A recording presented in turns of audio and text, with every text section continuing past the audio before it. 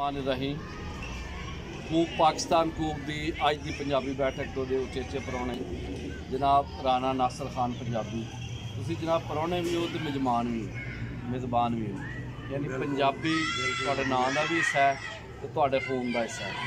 तो बिल्कुल जी, असी पंजाबी हाँ, असी पंजाब धरती के रहने वाले हैं, वासी हैं इत्थों दे। सानू भी हुण कौम परस्त होना चाहिए। बहुत वधिया, बहुत वधिया। अच्छा ये दसो कि पंजाबी ज़ुबान के हवाले नाल जिहड़ी आर किया जा रहा है, जिहड़ी जद्दोजहद हो रही है, तुसी की समझते हो कि आम पंजाबी नूं टच करन लई असी गलियां महल्लियां दे विच ते रेहड़ी तक सानू जाना चाहिए? बिल्कुल जी, जाना चाहिए। आम बंदा जदों उठदा है ना, आम बंदा जदों टुरदा है, इनकलाब भी उदों ही आया। लोक लहर कामयाब, लोक लहर जिहड़ी है ना वो कामयाब होंदी है। आम बंदा टुरेगा तो सुनेहा जिहड़ा साडा हर बंदे खासो आम तक जिहड़ा है ना वो साडा सुनेहा जिहड़ा पहुँचेगा। ठीक हो गया। लिहाजा आम बंदे तो पहला नाल लैके चलना चाहिए कि साडा रैतल साडी वसों शुरू ही इत्थों होंदी है आम बंदे की। बहुत वधिया, यानी पंजाबी नूं स्कूलों कालजां ते दफ्तरां च लागू करना होना जरूरी चाहिए है कि आम बंदा इहदे शामिल हो, इहदे च शामिल होए। आम बंदे दी रलत दे नाल ही सारा कुछ है। इन्हां दे रलत नाल आम बंदे दी रलत होएगी, फिर साडा सुनेहा जिहड़ा है ना अगां टुरेगा और तरक्की होएगी। अच्छा ये दसो कि पंजाबी लई तुसीं काफ़ी अरसे तो तुसीं भी लगे हो सोशल मीडिया ते काम जारी है, ते तुसीं कूक पाकिस्तान कूक दी टीम का हिस्सा भी हो, कट्ठां च भी शिरकत की, वरेवार पंजाबी कट्ठ, माहवार जिहड़ा इत्थे कट्ठ हुंदा है, महीनेवार पंजाबी कट्ठ दसके च, ते हुण लाहौर च इंशाअल्लाह अल्लाह दे फजल दे नाल कामयाब होवेगा इंशाअल्लाह ताला जी इंशाअल्लाह। ते ये दसो कि जो वेला लंघिया सूरत हाल कैसी हुई है, पंजाबी दे हवाले नाल बेहतरी आई है? बेहतरी आई है जी, बिल्कुल बढ़ोतरी हो रही है और इंशाअल्लाह ताला अल्लाह के घर की बड़ी उम्मीद है। सारे सज्जन बेली जिहड़े मेहनत करन रल के इकट्ठे हो के सानू जिहड़ा ना एक मुठ होना चाहिए।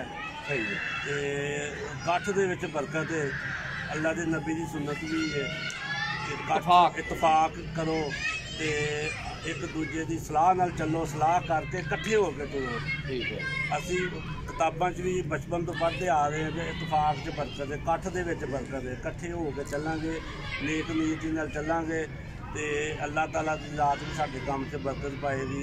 इस वास्ते कि पंजाबी जिहड़ी है साडी माँ की बोली है, मादरी जबान है, माँ की जबान है साडे।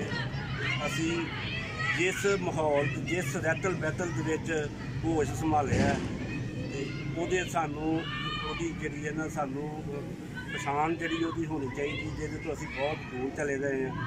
इंशाअल्लाह हुण हो रही पंजाबी जिहड़ी जबान इन मुढ़ली जमातां तो जिहड़ा लाजमी मजमून के तौर पर पढ़ाया जाना चाहिए। बहुत वधिया गल कीती जी तुसां।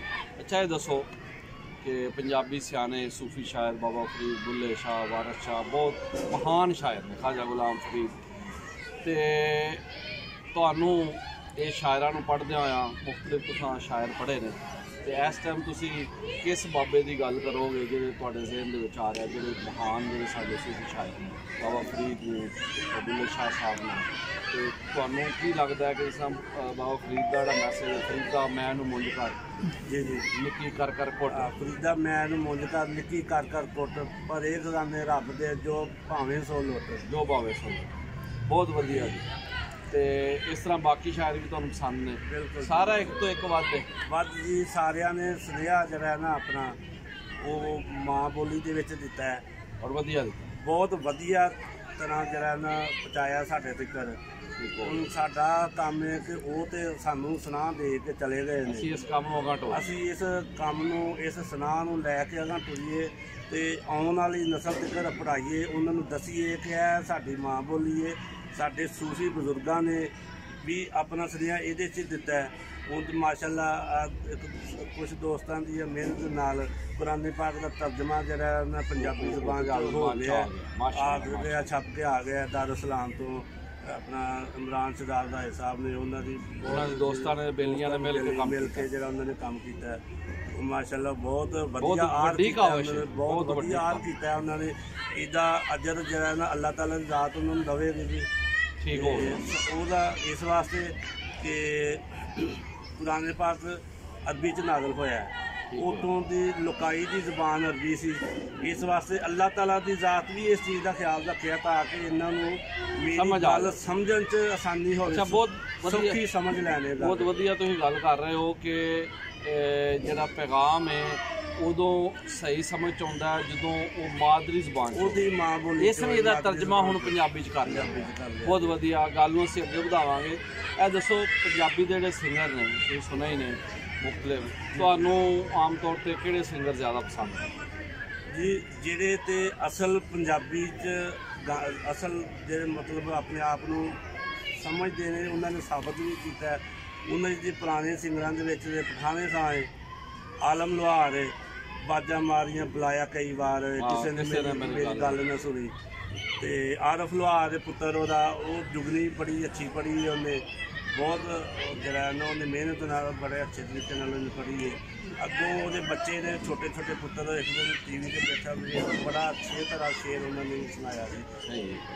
ਉਹ ਜਿਹੜਾ ਨਾ ਨਸਲ ਦਲ ਨਸਲ ਉਹ ਬੰਦਾ ਵੇਖਿਆ ਜਿਹੜਾ ਨਸਲ ਦਲ ਨਸਲ ਆਪਣੇ ਜਾਤਕਾਂ ਨੂੰ ਵੀ ਉਹਨੇ ਬੂਟੇ ਲਾਏ ਜਾ ਆਪਣੇ ਬਾਲਾਂ ਨੂੰ ਵੀ ਔਰ ਵੇਖੋ ਚਿਮਟੇ ਨਾਲ ਪੜਨਾ ਉਹਨਾਂ ਦੇਸੀ ਮਾਹੌਲ ਆਵਾਜ਼ ਚਿਮਟੇ ਦੀ ਤੇ ਨਾਲ ਸਾਜ਼, ਉਹ ਚਿਮਟੇ ਦੇ ਸਾਜ਼ ਦੇ ਨਾਲ ਪੜਨਾ ਪੁਰਾਣੀ ਰਵਾਇਤ ਹੈ ਸਾਡੀ। ਬਿਲਕੁਲ ਰੀਤ ਰਵਾਇਤ, ਉਸੇ ਰੀਤ ਰਵਾਇਤ ਨੂੰ ਇਹ ਖਾਨਦਾਨ ਲੈ ਕੇ ਘਟ ਇਹ ਖਾਨਦਾਨ ਜਿਹੜਾ ਲੈ ਕੇ ਹੋ ਗਿਆ। ਤੇ ਲੋ ਜੀ ਬਹੁਤ ਵਧੀਆ ਤੁਹਾਡੇ ਨਾਲ ਗੱਲਬਾਤ ਹੋਈ। ਤੇ 6 ਮਾਰਚ 2022 ਇਤਵਾਰ ਦਿਹਾੜ ਲਾਹੌਰ ਸਭ ਜਿਹੜੇ ਕਾਫਲੇ ਨੇ ਲਾਹੌਰ ਵੱਲ ਤੁਰਨਗੇ ਇਨਸ਼ਾਅੱਲਾ ਜੀ, ਬਿਲਕੁਲ ਤੁਰਾਂਗੇ ਜੀ ਸਾਰੇ। ਰੱਬ ਸੋਹਣੇ ਦੇ ਕਰਮ ਦੇ ਨਾਲ ਸੱਜਣ ਬੇਲੀ ਮਿੱਤਰ ਅਸੀਂ ਆਪਣੇ ਇੱਥੋਂ ਵੀ ਲੈ ਕੇ ਜਾਵਾਂਗੇ।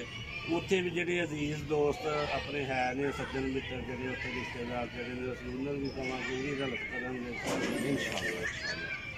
ਤੋ ਜੀ ਬਹੁਤ ਵਧੀਆ ਗੱਲਬਾਤ ਹੋਈ ਜਨਾਬ ਰਾਣਾ ਨਾਸਰ ਖਾਨ ਪੰਜਾਬੀ ਦੇ ਨਾਲ। ਆਦਮ ਕੇ ਚੀਮਾ ਤਹਿਸੀਲ ਦਸਕਾ ਜ਼ਿਲ੍ਹਾ ਸਿਆਲਕੋਟ ਤੋਂ ਤਲਕ ਹੈ। ਕੂਕ ਪਾਕਿਸਤਾਨ ਕੂਕ ਦੀ ਟੀਮ ਦੇ ਵੱਡੇ ਨੁਮਾਇੰਦਾ ਨੇ ਤੇ ਕੈਮਰੇ ਦੇ ਪਿੱਛੇ ਜਨਾਬ ਅਸਦ ਪੰਜਾਬੀ ਸਾਹਿਬ ਆਪ ਵੀ ਕੂਕ ਪਾਕਿਸਤਾਨ ਕੂਕ ਦੀ ਟੀਮ ਦੇ ਬੜੇ ਵੱਡੇ ਮਹਾਨ ਸਕਾਲਰ ਨੇ। ਤੇ ਲੋ ਜੀ ਅੱਜ ਦੀ ਗੁਫ਼ਤਗੂ ਅੱਜ ਦੀ ਗੱਲਬਾਤ ਬਹੁਤ ਵਧੀਆ ਹੋਈ। ਰੱਬ ਰਾਖਾ ਤੇ ਅੱਲਾ ਬੇਲੀ।